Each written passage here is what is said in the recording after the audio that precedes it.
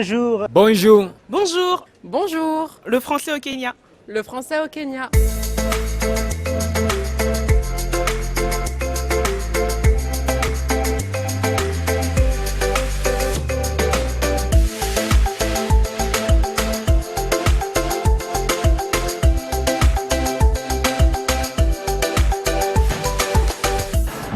Bonjour à vous tous et bienvenue dans cette nouvelle vidéo. Bien sûr, bienvenue aussi dans cette chaîne YouTube Le Français au Kenya.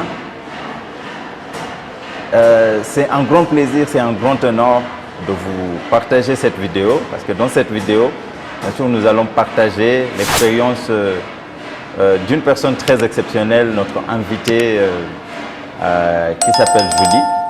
Et donc dans cette vidéo, les francophones vont avoir bien sûr quelques informations sur les démarches administratives à suivre pour bien sûr avoir ou obtenir des permis de travail ou des choses pareilles. Donc toute autre chose qui est nécessaire, qui est exigée par l'administration ou par le gouvernement kényan.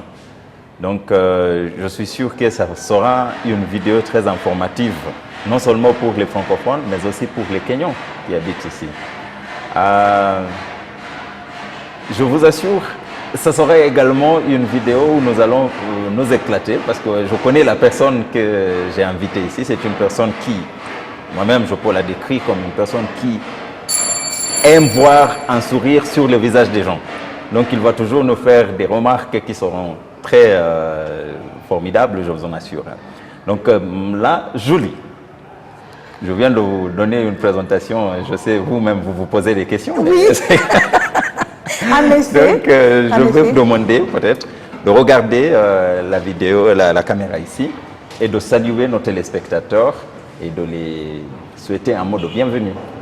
D'accord, alors bonjour à tous et à toutes. Jambo, n'est-ce pas? Oui, Jambo. Jambo. Et en tout cas, je suis très heureuse d'être ici aujourd'hui. Et merci beaucoup, Jules, de m'avoir invitée. Et j'ai hâte de voir des questions qu'il va me poser. Je ne suis pas du tout préparée, donc on va voir. Espérons que tout ce que je vais partager avec vous, ça va vous aider d'une manière ou d'une autre.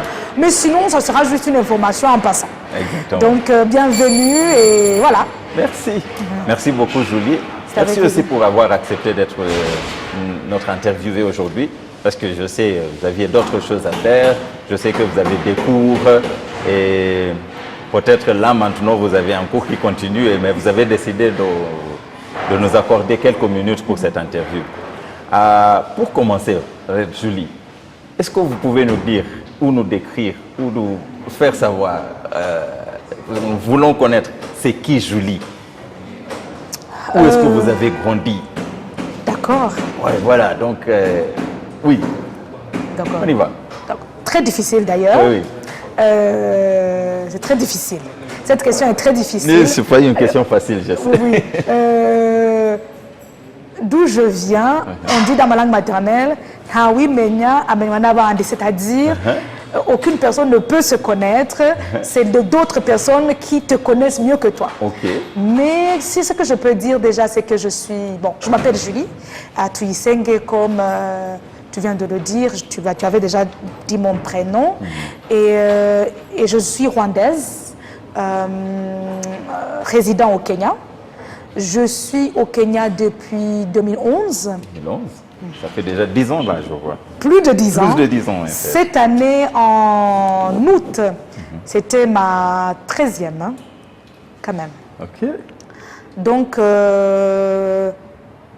oui, voilà. Et puis... Qui suis-je? Ou bien qu'est-ce que les autres disent? Déjà, je sais que je suis une personne très accueillante, aimante, et qui donne des câlins ou qui embrasse d'une manière assez particulière. Et je dirais que quand même c'est aussi restaurateur. Même quand des gens ont une mauvaise journée, ils peuvent venir me dire « Est-ce que tu peux nous donner un câlin ?» ou juste nous prendre dans tes bras parce que ton câlin, c'est un câlin vraiment réparateur. C'est un câlin magique qui résout tous les problèmes. Voilà, donc c'est une grâce qui m'a été accordée. J'aime voyager. voyager, j'adore les voyages. Je suis aventurière. Je n'ai pas l'air, mais je le suis. J'adore l'aventure, la découverte des cultures. Quand je dis je suis aventurière, parce que je me rappelle que mon premier voyage seul, j'avais 16 ans. Bon. C'est pas évident à l'extérieur du pays, c'est vrai. À l'extérieur du pays. Voilà. Et tu étais seule. J'étais seule, voilà. C'est vrai que c'était un pays limitrophe, mais c'était quand même en dehors de mon pays à 16 ans. Et voilà, donc je suis une bonne vivante, j'aime sourire, j'ai la joie. Voilà, c'est une grâce qui m'a été accordée. La joie de vivre, la joie de connaître les gens, la joie d'aider quand je peux. Voilà, je peux dire ça pour l'instant. Parce que là, sinon, je ne saurais quoi dire. Pardon, avant de continuer. Quelqu'un aussi qui aime les langues. Et en particulier toutes les langues, mais en particulier la langue française. Je trouve qu'il y a cette subtilité, cette beauté, cette complexité qui rend la langue française quand même une très belle langue. D'accord, super. Donc on a affaire à la personne correcte ici pour vraiment nous parler de la langue, pour parler des expériences que la personne a vécues avec la langue française. Mais la première question que je vais vous poser, c'est qu'est-ce qui vous a amené à quitter votre pays pour venir ici au Kenya? Bon, pour être honnête, c'était un hasard absolu. Parce que à l'époque, je suis venue pour rendre visite à ma marraine, parce que ma marraine et mon parrain venaient tout juste de s'installer au Kenya. Mais en même temps, je voulais faire une licence en anglais. Parce que le Rwanda venait de changer la langue d'enseignement. Et la langue officielle. Donc, grâce à l'intégration dans la communauté de l'Afrique de l'Est, on venait maintenant de vraiment changer tout. On était en train d'adopter l'anglais. Donc, je me suis dit, quel meilleur moyen de s'adapter que de le faire à travers un cursus d'université. Donc, voilà, j'étais à la recherche de quelque chose de tangible. Et puis, je suis venue rendre visite à ma marraine. En arrivant, je fais la recherche, je me suis rendue à pas mal d'universités pour voir quels sont les cursus qu'ils offrent, etc. À cette époque-là, j'étais passionnée par la science, parce que j'ai fait le baccalauréat scientifique, et je voulais être infirmière. Ah bah, Voilà. Ça explique les câlins magiques. Là. Voilà. Et puis, en arrivant ici, je me suis rendu compte que c'était compliqué. Et je me suis retrouvée maintenant en train de faire la psychologie. Voilà, donc c'est grâce au cursus en psychologie, au fait, que j'ai décidé de vivre au Kenya. À l'époque, c'était vraiment pour les études. Et après, ça a évolué à autre chose. Oui. Et vous-même, vous ne saviez pas que ça allait évoluer comme cela a évolué. Ça a pris une évolution aléatoire comme ça. Oui, vraiment. D'accord. Vraiment. Et d'ailleurs, quand je suis venue, moi, mon objectif, c'était, écoute, ce qui se passe, c'est que c'est pratiquer la langue anglaise et puis faire cette licence en psychologie et après, oust, tu rentres chez toi. Je me dis, n'était-il pas difficile alors de faire un cursus en anglais alors que vous aviez fait vos études de base, je vais dire ça comme ça, en français, j'imagine. En effet, c'était très très difficile. Parce que pour moi, je me rappelle déjà les accents. Il y a des accents très forts au Kenya en fonction des régions. C'était très difficile pour moi de me dire, mais est-ce que vraiment je comprends l'anglais ou je ne comprends pas? Et puis, même en cours, c'était très difficile pour moi de prendre des notes en anglais. Toutes mes notes étaient en français. Et puis, ce que je faisais, je me suis fait des amis. Il faut faire attention, il faut se faire des amis intelligents. Je me suis fait des amis et on faisait des discussions. Et puis moi, mon objectif, c'était de les écouter et d'essayer d'identifier les mots qu'ils utilisent, les mots-clés, pour s'exprimer. Donc, chaque fois, mes notes étaient en français. Et puis, avant les examens, on avait des discussions de groupe pour la révision. Et c'est grâce à cette discussion-là que, justement, j'identifiais le vocabulaire que je devais utiliser pendant l'examen. Donc, mais pendant les examens, il fallait écrire l'examen en anglais.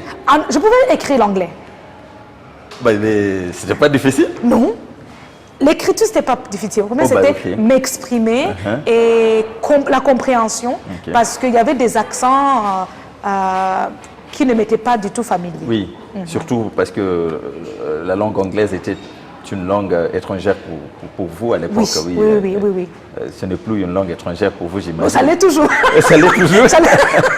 Mais vous avez toujours. au moins, vous avez avancé, je vais dire, comme ça, vous avez avancé. C'est là où, c'est pas là où vous étiez quand vous veniez au Kenya. Non. Avec la langue française. Non. Mais alors, je sais qu'il y a des exigences pour être permis d'étudier dans une école, dans une université ici au Kenya. Il y a des exigences d'avoir au moins un très bon niveau de langue anglaise. D'où est-ce que vous avez eu cette bonne fondation de la langue anglaise pour être permis de suivre vos cours à l'université? Je dirais c'est grâce à mon père. Mon père, c'était un francophone, bien sûr, bien évidemment, mais il avait une ferme conviction que les choses allaient changer à un moment donné, que les choses allaient évoluer et que c'était une bonne chose de connaître l'anglais. Donc déjà, nous, on a été instruits en français, mais en même temps, ils nous payaient dans le français belge, on appelle ça des cours du soir, c'est-à-dire des soutiens scolaires. C'est comme ça, le français de France. Et pour pouvoir améliorer l'anglais. Donc on avait un professeur qui nous donnait des soutiens en termes de la langue anglaise, et ceci nous a permis vraiment d'avoir de très bonnes bases. D'accord.